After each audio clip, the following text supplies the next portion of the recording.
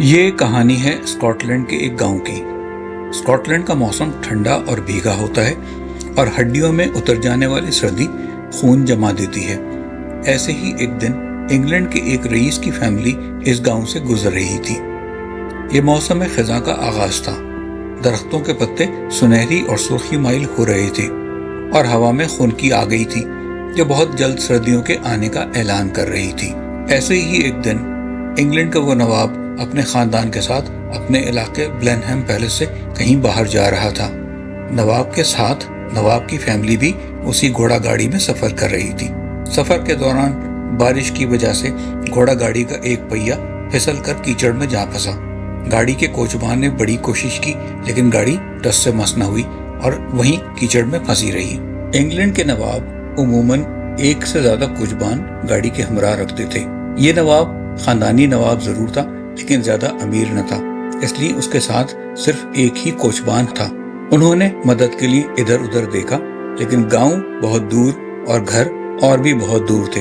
نواب نے کوچبان کو مدد لانے کے لیے بھیجا۔ اتفاق سے ایک کسان اور اس کا بیٹا ان کی مدد کو آ گئے۔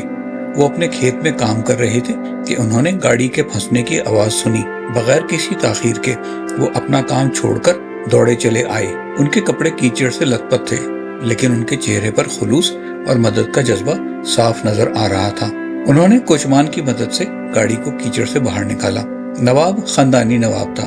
اس کی فیملی نے کسان کا شکریہ ادا کرنے کے لیے کچھ رقم پیش کرنے کی کوشش کی جس کو کسان نے قبول کرنے سے انکار کر دیا۔ نواب کی حمیت نے گوارا نہ کیا کہ کسی کا احسان لے۔ اس نے کسان سے پوچھا کہ اس کا بیٹا کیا کرتا ہے۔ کسان کے 8 بچے تھے۔ اس نے نواب کو بتایا کہ یہ بیٹا میرے ساتھ میرے کام میں مدد کرتا ہے۔ نواب نے پوچھا یہ اسکول نہیں جاتا؟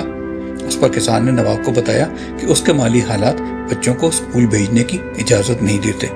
اس پر نواب نے کسان سے کہا کہ وہ اس بچے کی تعلیم کا خرچہ اٹھانے کے لیے تیار ہے۔ کسان نے یہ پیشکش قبول کر لی اور بچے کو قریبی اسکول میں داخل کروا دیا۔ کسان کا یہ بچہ پڑھنے میں بہت اچھا تھا۔ جلدی وہ اپنی ابتدائی تعلیم مکمل کر کے ہائی اسکول تک پہنچ گیا جہاں سے اس کو اعلیٰ تعلیم حاصل کرنے کے لیے آگے بھی داخلہ مل گیا۔ پھر ایک دن آیا اس نے لندن کے سینٹ میری ہاسپٹل میڈیکل اسکول میں ایڈمیشن لے لیا اور بیکٹیریولوجی میں ایکسپرٹیز حاصل کرنی شروع کی۔ رفتہ رفتہ وہ اس فیلڈ میں ایک ایکسپرٹ بن گیا۔ تعلیم مکمل کرنے کے بعد اس لڑکے الیگزینڈر کو پینسلوینیا میں نوکری مل گئی جہاں اس نے اپنی فیلڈ میں مزید ایکسپرٹیز حاصل کی۔ وہ ایک محنتی سائنسداں بنا اور پینسلوینیا یونیورسٹی میں پڑھانے بھی لگا۔ 1928 میں ایک اتفاقی واقعے نے تاریخ بدل دی۔ کسان کا یہ لڑکا الیگزینڈر اپنی لیبارٹری میں اسٹیفلوکوکس بیکٹیریا پر تحقیق کر رہا تھا۔ وہ کچھ دنوں کے لیے چھٹیوں پر گیا اور جب وہ واپس آیا تو اس نے دیکھا کہ ایک پیٹری ڈش میں فنگس یعنی پھپھوندی لگی ہوئی تھی اور اس فنگس کے ارد گرد کے تمام بیکٹیریا مر چکے تھے۔ اس کی تجسس کی حس جاگ اٹھی۔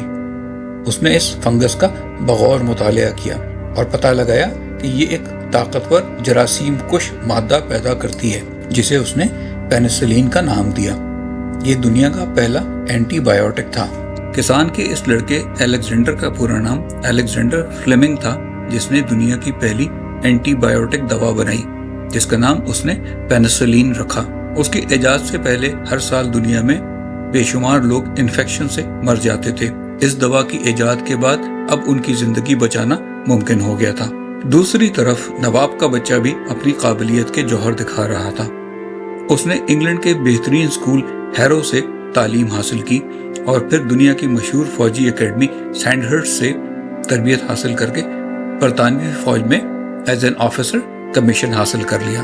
وہ ایک ضدی، خود اعتماد اور بلند حوصلہ نوجوان بن کر ابھرا۔ نواب کے اس بچے کا نام ونسٹن تھا۔ اس نے فوج میں شمولیت اختیار کی اور جنگی میدانوں میں اپنی بہادری کے جوہر دکھائے، لیکن اس کی زیادہ شہرت اس کی صحافتی رپورٹنگ سے ہوئی جس میں اس نے انڈیا اور افریقہ کی فوجی مہموں سے رپورٹنگ کی۔